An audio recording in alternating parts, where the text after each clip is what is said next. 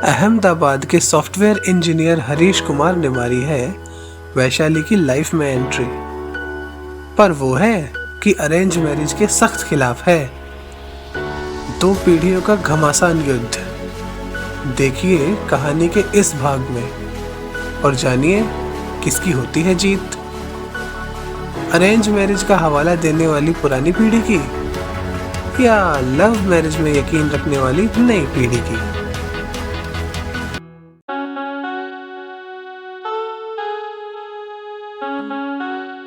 Can I hold your hand, एक खूबसूरत एहसास, कोमल अग्रवाल की कलम से निकला उपन्यास।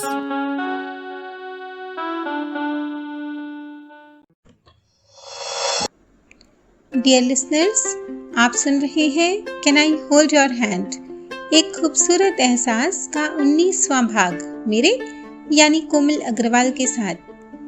कहानी के पिछले भाग में आपने सुना कि सूरज पाखी को दुल्हन बनाने का ख्वाब देखते उसे विदाई लेकर अपने मॉम डैड को मनाने दिल्ली के लिए चल पड़ता है।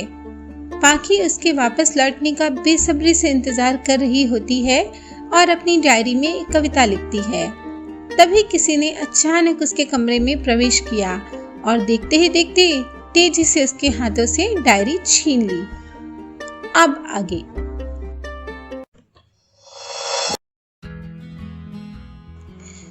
बिस्तर पर उल्टी लेटी पाखी इस अचानक आए तूफान से उठ बैठी और उसने आने वाले को पलट कर देखा। वो और कोई नहीं, वैशाली थी, जो अब बड़े आराम से उसके बिस्तर पर पसर गई थी और उसकी डायरी पढ़ रही थी। वैशु की बच्ची। पाखी ने उसे एक घूंसा मारा। घूंसे के पेट पर लगते ही वैशाली ने उसके गाल पर चपत लगाई।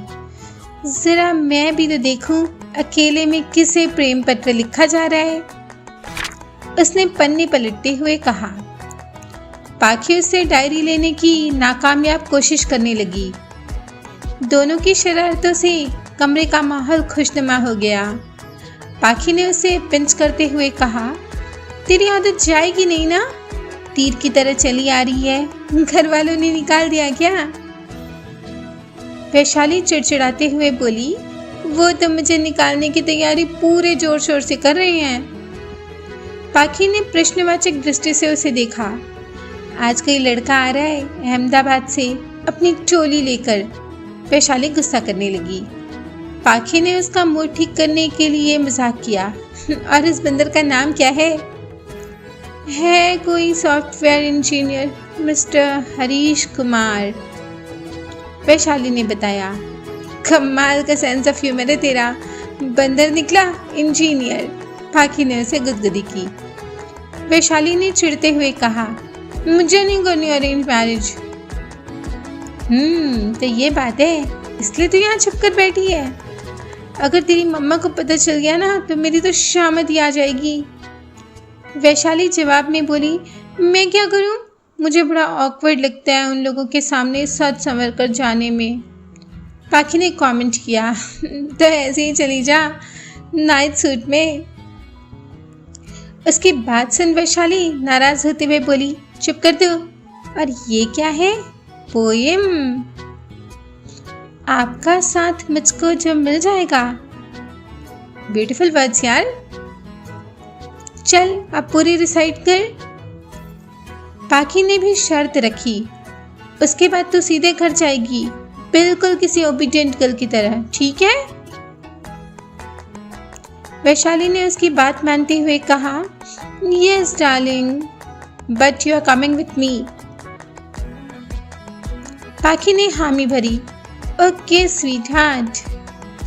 फिर वह कविता पढ़ने लगी। आपका साथ मुझको जो मिल जाएगा, फूल जीवन की बगिया में खिल जाएगा। मैं भटकती रही हूँ धुएं की तरह, रास्ता खोजती भूले हुए की तरह। मिल गई हो अंधेरी घनी रात में, वक्त से पहले सूरज निकल जाएगा। सूरज का नाम आते ही दोनों खिलखिलाई। तो बात यहाँ तक पहुँच गई। लगता है मुझसे पहले तेरी ही डोली उठने वाली है, वैशाली ने कहा। पाखी मुस्कुराई। अभी कुछ पता नहीं यार, किस्मत को क्या मंजूर हो। वैशाली ने आहें भरते हुए कहा, लेकिन एक बात तो है यार, जब मैंने प्रीत की शादी में उसे देखा ना तो सचमुच मेरा दिल ही आ गया उस पर। अगर वो एक भी बार मुझे लिफ्ट देता ना तो मैं तो उसके साथ भाग ही जाती, कसम से। पाखी उसकी बात सुनकर मुस्कुराने लगी। वैशाली ने उसे इस तरह मुस्कुराते हुए देखा। तू जेलस होने के बजाय स्माइल दे रही है, सब बेकार। पाखी ने जवाब में कहा, दोस्तों से भी कोई जलता है भला? वैशाली ने उसके गाल खींचते हुए कहा, लेकिन यार मानना पड़ेगा, you are a lucky girl. Pakhi ने उसके गाल थपथपाए।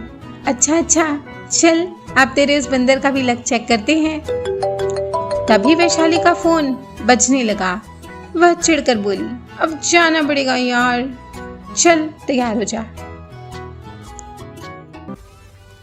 पाखी तैयार होने लगी और उसके बाद दोनों भाभी से इजाजत ले वैशाली के घर पहुंचे, जहां मेहमानों के स्वागत की तैयारी चल रही थी। पाखी को वैशाली के साथ देख वैशाली की मम्मा का तो पारा ही चढ़ गया। अभी तक तुम सहेलियों के यहाँ चक्कर लगा रही हो, जाओ जल्दी अपना ये फैंसी ड्रेस वाला हाल ठीक करो। मम्मा की डांट सुन वैशाली ने पाखी का हाथ पकड़ा और जल्दी से रूम में चली आई।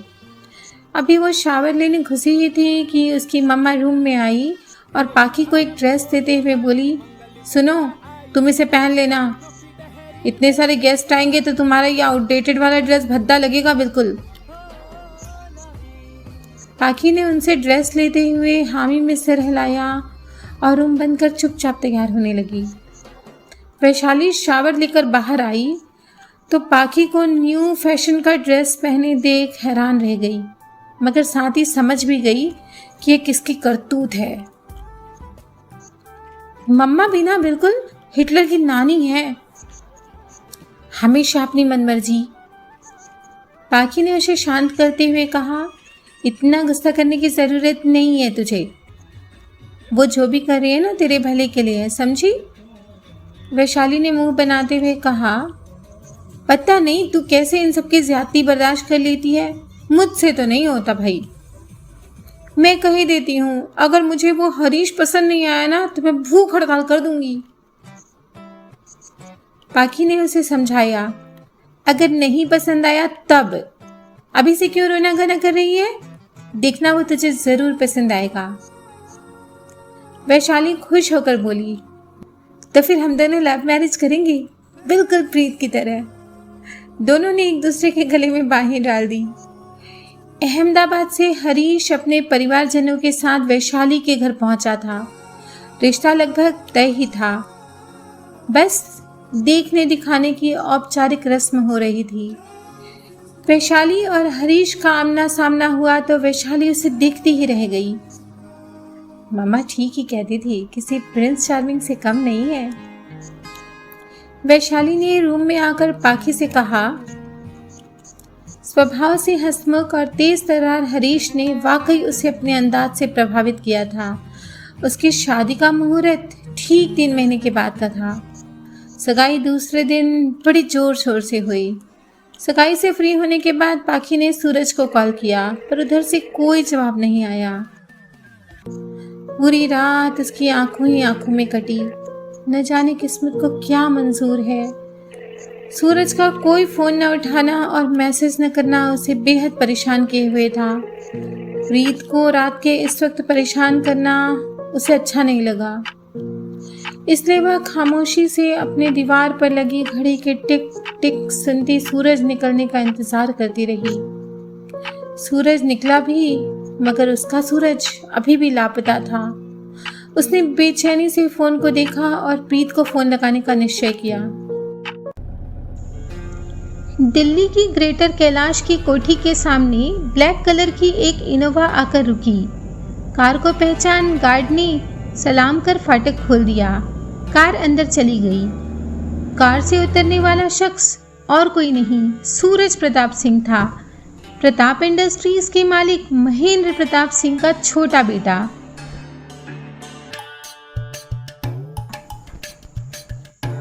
उसे देखते ही लॉन में घास काटता मंगलू हाथ का काम छोड़ दौड़ा चला आया।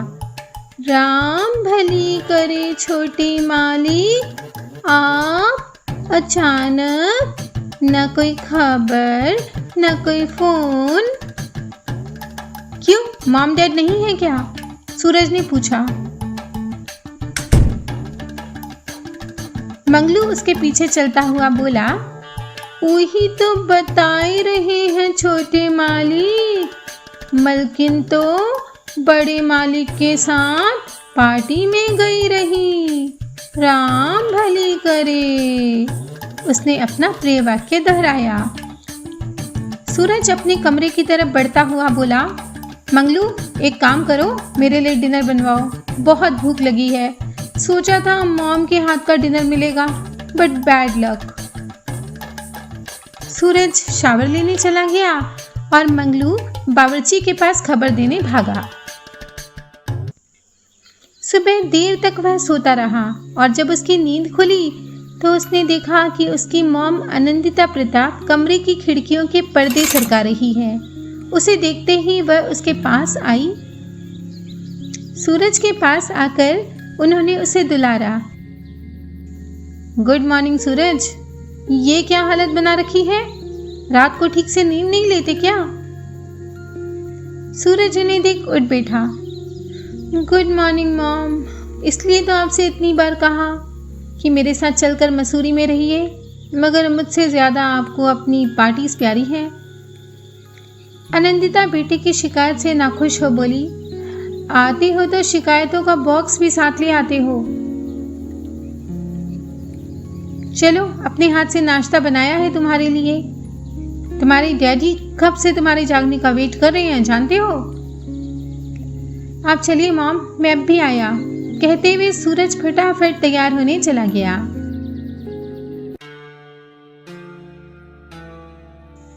पाखी के बारे में मॉम डैड को वह किस तरह बताए, यह सोचता हुआ वह डाइनिंग हॉल में पहुंचा, जहां उसके डैडी उसका इंतजार करते हुए न्यूज़ देख रहे थे। उसे उन्होंने अपने पास वाली कुर्सी पर बैठने का इशारा किया। गुड मॉर्निंग डैड, कहते हुए वह उनके बगल में जा बैठा। सभी नाश्ता करने लगे। अभी कुछ दिन रहोगे ना हमारे साथ? महेंद्र ने पूछा। नो डैड, सिर्फ आज दिन भर हूँ, कल जाना होगा मुझे। और सुनिए, मुझे आप लोगों से कुछ अर्जेंट बात करनी है। महेंद्र ने उसकी तरफ देखते हुए कहा, अगर हमारा अंदाज़ा सही है तो तुम किसी लड़की के बारे में बात करना चाहते हो? पाखी राजपूत, यही नाम है ना? पाखी का नाम सुन सूरज का मुंह खुला का खुला रह गया। उसने इस स्थिति की कल्पना तो बिल्कुल भी नहीं की थी।